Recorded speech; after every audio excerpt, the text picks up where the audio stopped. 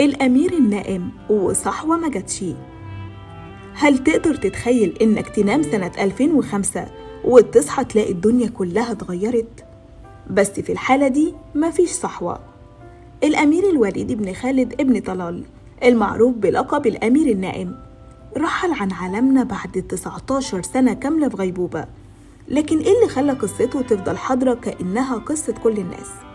في البداية، مين هو الأمير النائم؟ سنة 2005 الوليد بن خالد ابن طلال شاب سعودي ابن واحد من أفراد العائلة المالكة بيتعرض لحادث سير عنيف.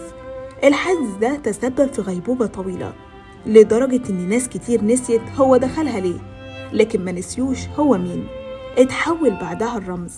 في ناس بتدعيله وناس بتسخر وناس بتحاول تفهم.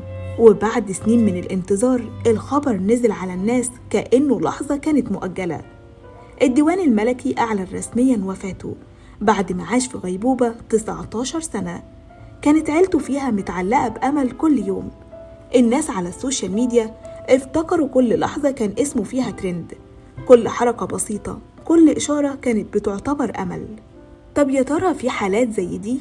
طبعاً في شاب أمريكي دخل غيبوبة سنة 1984 وصحي بعدها ب19 سنة.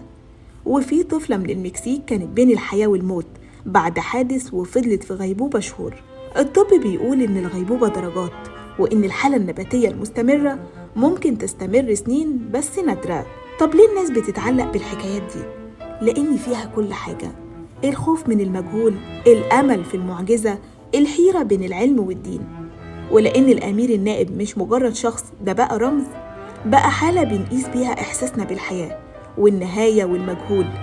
الأمير النائم صحي بس في مكان تاني، مكان يمكن أهدى ويمكن أصدق. كانت معاكم حبيبة جمال والكرياتيف بروديوسر محمد جلال، ودي كانت حلقة جديدة من الترند بيقول إيه. ما تنساش تعمل لايك وشير وفولو لو عجبتك الحلقة. سلام.